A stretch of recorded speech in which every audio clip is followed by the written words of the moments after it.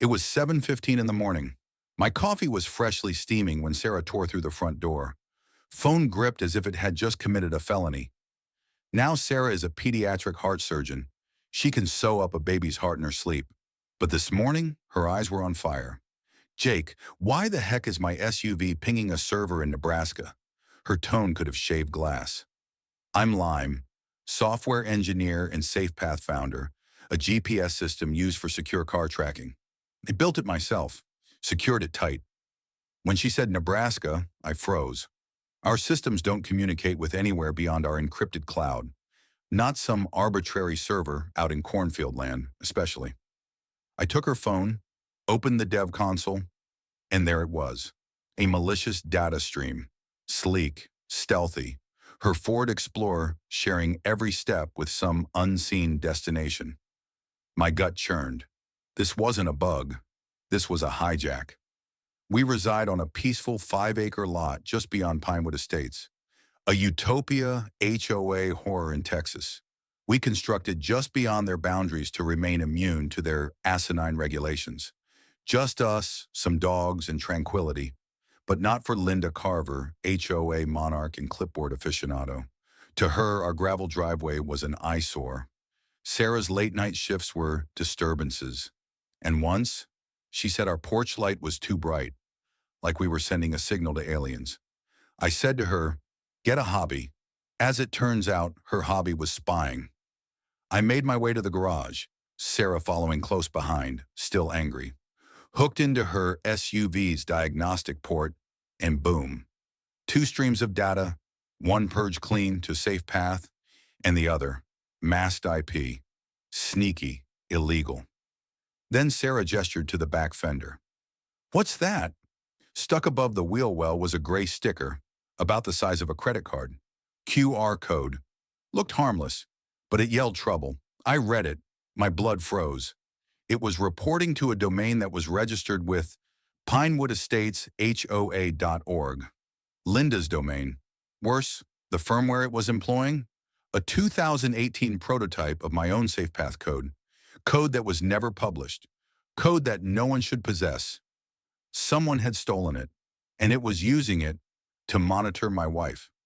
I glanced at Sarah. She didn't blink, simply crossed her arms. Explains the creepy vibes at the supermarket? Linda's been stalking me like I'm hiding nuclear codes. I felt it, a simmering, seething anger. This was not just intrusive, it was personal, a violation. That night, I didn't rest. I couldn't. I kept imagining that sticker, my code turned and used against me. By morning, I had a plan, not just to halt her, but to make her wish she never crossed us. I dubbed it Project Foxhole. I rewrote the SUV's firmware to look for other devices snooping on the signal, then present them with forged trails, filling stations, cafes, ghostly late-night rendezvous, a trail of breadcrumbs of pure fantasy. In Linda's eyes, Sarah would appear to be secretly romancing someone. Soap opera in suburbia. You're going to make her think I'm cheating? Sarah asked, eyebrow cocked. I smiled. We're not just luring her, we're leading her somewhere. That afternoon, I parked the SUV on the border of our land, just out of view of Pinewood's entrance road. Then I sat and waited. Laptop open, logs live, 7:42 p.m. A fresh IP pinged the tracker, PinewoodEstates.org. Repeated every couple of minutes like clockwork. She bit. She took the bait. Then it went crazy. A black Escalade with HOA plates pulled up alongside our fence. Out came Linda, laptop in tow, as if she was trying out for CSI Suburbia. She aimed her laptop at Sarah's vehicle, smiling.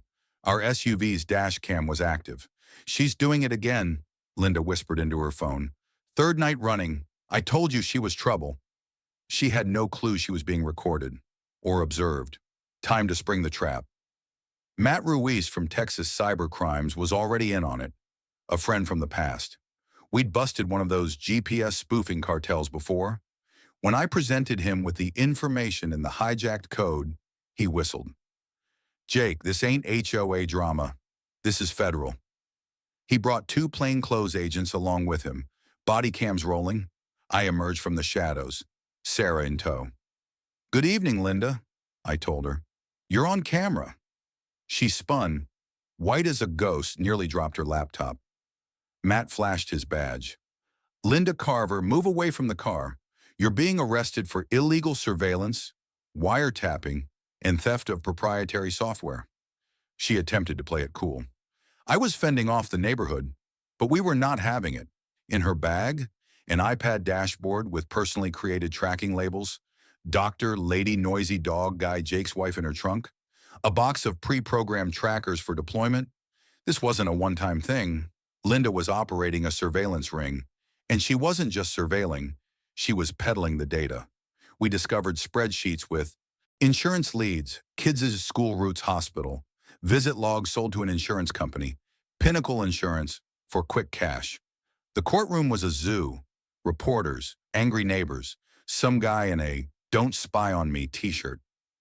Linda sat frozen, her HOA armor stripped away. Simply a woman looking at 4 years of federal prison. The prosecutor, Emily Voss, was ruthless. "This wasn't vigilance, Ms. Carver. This was stalking for profit." They showed the dash cam video. Linda's self-satisfied voice, believing she'd discovered a scandal. The jury didn't blink. The judge refused bail. She broke down. No HOA authority now, just handcuffs. But it didn't end there. Safe Path sued Pinewood Estates for $120 million. Stolen code, reputational harm, breach of trust. Discovery revealed all. Board emails, notes of meetings regarding community monitoring. A PowerPoint presentation entitled Pinewood 2.0, Eyes Everywhere. The HOA disintegrated. The board resigned. Assets were liquidated. But the true monster? Pinnacle Insurance.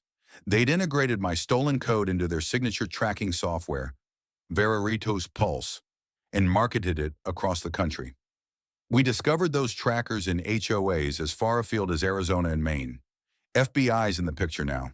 Pinnacle's attorney, sweating bullets.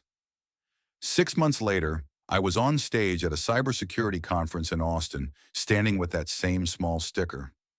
I held up the QR code, the spoofed GPS map, the bait trail that brought Linda right into our trap. They laughed, then fell silent. "This wasn't about one nosy neighbor," I said. "It's about what happens when trust becomes a weapon." Back at home, Sarah and I sat around the fire pit, stars above. She leaned against me. "What if we hadn't caught it? How far would she have gone?" I didn't respond. I didn't need to. We both knew. She would have gone too far. And that's the thing. It never stops at just. Linda's gone. Pinewood's dust. But somewhere, someone's still watching, thinking they're untouchable. So let me ask you, what would you do if you discovered a tracker on your vehicle? Would you have a fight like we did, or let it pass? Leave your stories in the comments and subscribe if you're up to watching the watchers. If somebody tracked your vehicle, your family, what would you do? Would you resist like we did? Or would you just let them keep watching? Leave your story in the comments. Share this video if you think privacy is not optional. Subscribe, because we're just getting started.